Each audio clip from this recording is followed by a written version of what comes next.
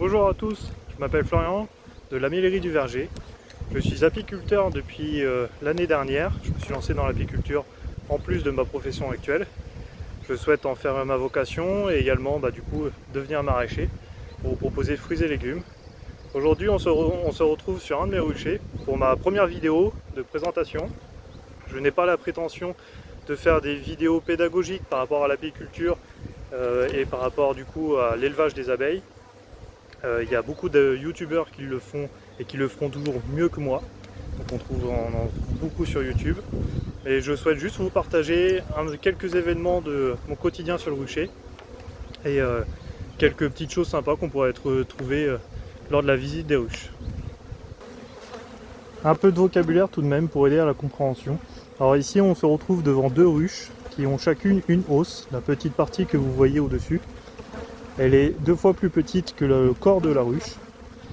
Et donc du coup, si je pars d'en bas, nous avons d'abord un plancher avec une portière qui permet de contrôler le débit d'entrée et de sortie des abeilles. Ensuite, le corps de la ruche qui contient une dizaine de cadres. Alors ici, on est en format d'Adam. C'est là où on va retrouver l'ensemble de l'essaim d'abeilles avec le couvain, la reine.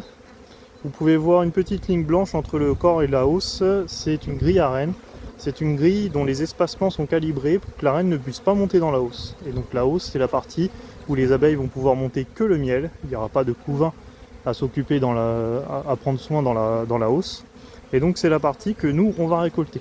Bien sûr, dans le corps de la ruche, et puis par rapport au moment où on arrête les récoltes, il reste toujours suffisamment de miel pour la colonie. Et donc juste au-dessus, un toit. Alors là on ne le voit pas parce qu'il est caché par le toit. Il y a un nourrisseur au cas où, mais là il ne me sert pas du tout. Il me servira au début de l'hiver et à la fin de l'hiver. Et un petit isolant. Alors nous sommes le 6 avril, si je dis pas de bêtises. Il était censé faire beau aujourd'hui, grand soleil. Sachant qu'on sort de 2 semaines de pluie et que la semaine prochaine on attend aussi de la pluie. J'étais un peu inquiet sur le fait que les abeilles puissent manquer de nourriture, dans le sens où elles ne sortent pas quand il pleut. Les floraisons de colza ont commencé il y a une vingtaine de jours maintenant, deuxième quinzaine de mars. Et donc du coup, le risque c'est que la colonie a grandi et étant bloquée dans la ruche, consomme ses réserves, donc du coup manque de nourriture. J'ai déjà contrôlé 2-3 ruches avant de lancer la vidéo, tout se passe bien. Maintenant, par rapport aux hausses, en fait, elles viennent tout juste de commencer à rentrer du nectar, même si ça fait 2 semaines qu'elles sont là, puisque du coup, justement, à cause de ces conditions météo, elles n'ont pas pu sortir pour les récolter le nectar de colza.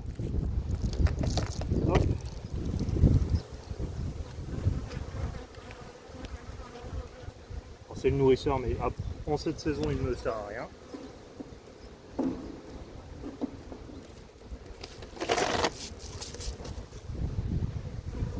Les abeilles sont en train de construire les cadres de hausse.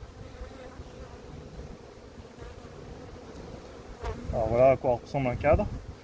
Donc hop, on a la structure en bois et dessus je viens souder une matrice en cire d'abeille, en 100% cire d'abeille bien évidemment, avec la forme des alvéoles d'ouvrière. En fait ça leur donne une matrice sur laquelle se baser pour pouvoir construire. Donc celui-là il n'a pas commencé à être construit bien qu'elle se mette au travail. Naturellement, les abeilles construisent leurs rayons et le font très bien, sauf qu'elles donnent des courbures pour que la ventilation se fasse bien au sein de la ruche. Et du coup, ça rendrait le travail plus compliqué si on les laissait faire.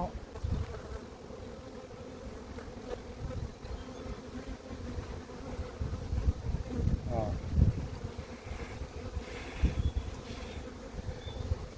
Sur ce cadre-là, on voit qu'elles ont étiré la cire à partir de la feuille que je leur ai proposée. Elles ont construit les alvéoles. Et là, comme vous pouvez le remarquer, elles ont commencé à rentrer du nectar.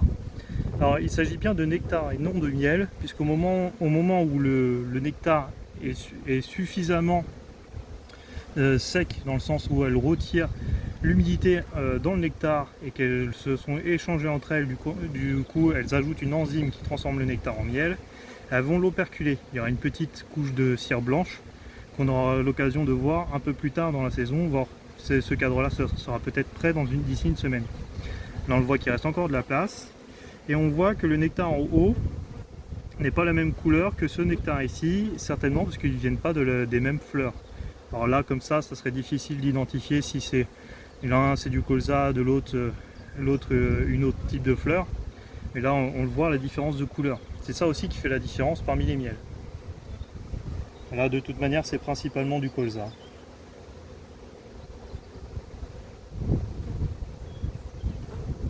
Je vais retirer la hausse.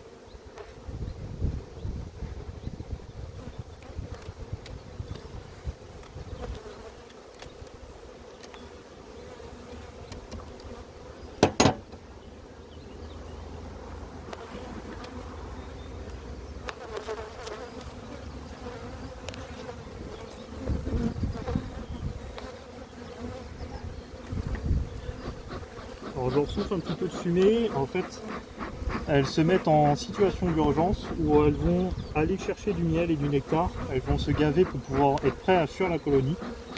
Alors ça provoque un léger stress temporaire, mais pas pour qui ne les affecte pas. Là, c'est l'avantage, c'est qu'en fait, ça les désoriente un petit peu. Elles vont chercher du nectar. Et donc du coup, elles vont moins faire attention à ce que je fais. Ça va être plus facile pour moi. Surtout, ça va éviter qu'elles pensent que je suis un agresseur et qu'elles se mettent à m'attaquer.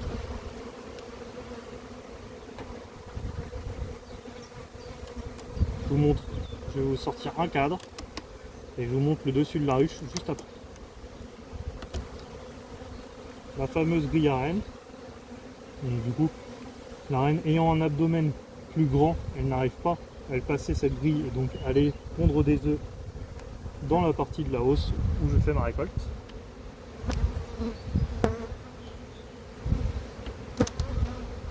Faire un peu d'espace.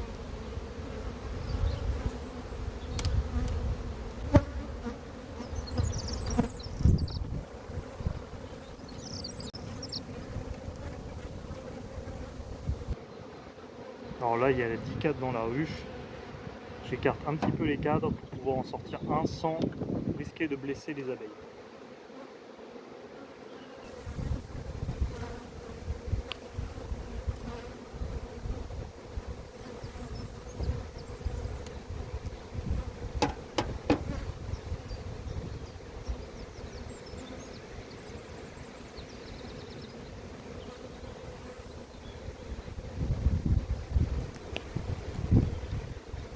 Et voici. Alors là, on a un beau cadre de couvain. Toutes les cellules ici sont operculées. Et donc du coup, il y a des futures abeilles à naître. Elles vont naître d'ici une semaine. Et alors, ça va être difficile de vous montrer, parce que moi-même j'ai du mal à les voir, il ne fait pas assez lumineux. Mais je vois bien ici, sur le bas du couvain, là où c'est pas operculé, que j'ai du couvain ouvert, c'est-à-dire des larves et des œufs fraîchement pondus. Donc même si j'arrive pas à voir la reine pendant ma visite, ça veut dire qu'elle est là, puisque un œuf met 3 jours à passer de l'état d'œuf à larve. Donc elle était au moins là, en bonne santé, ces 3 derniers jours. Et je vais comme ça visiter l'ensemble de mes cadres pour m'assurer que la colonie est en bonne santé. On peut voir juste sur le côté ici, vous voyez, elles se sont jetées sur le nectar suite à l'apport de la fumée. Et là du coup, ici elle stocke un petit peu de nectar sur les côtés, autour du couvain, pour pouvoir ensuite nourrir les larves.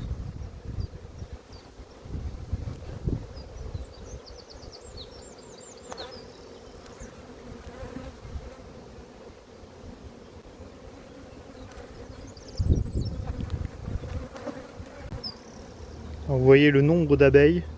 Elles vont monter pendant la saison à une population jusqu'à 50-60 000 abeilles par ruche. On dit, beaucoup de gens, beaucoup de personnes ont peur que les abeilles piquent. Alors oui, elles piquent quand elles se sentent menacées. Quand on vient embêter les ruches, alors que c'est pas le moment et qu'on n'a pas du coup les connaissances ni l'équipement des apiculteurs, parce que là, le bout de mes doigts, c'est uniquement ce qui est accessible. On m'a vu tout à l'heure, j'ai une vareuse avec un voile. Donc elles peuvent pas venir me piquer. Là, j'ai des abeilles plutôt douces dans cette colonie. Donc on voit les 10 cadres. Comme vous avez pu le voir juste avant, le cadre de corps est 2 fois plus long que le cadre de hausse. Je vous expliquais aussi que je m'étais fait un peu de place pour pouvoir le retirer en toute sécurité. On aura l'occasion de voir l'ouverture d'une ruche plus complète une prochaine fois. Là je vais arrêter la vidéo et je vais terminer ma visite. Je vais m'assurer que tout va bien pour cette colonie. Et je vous dis à une prochaine.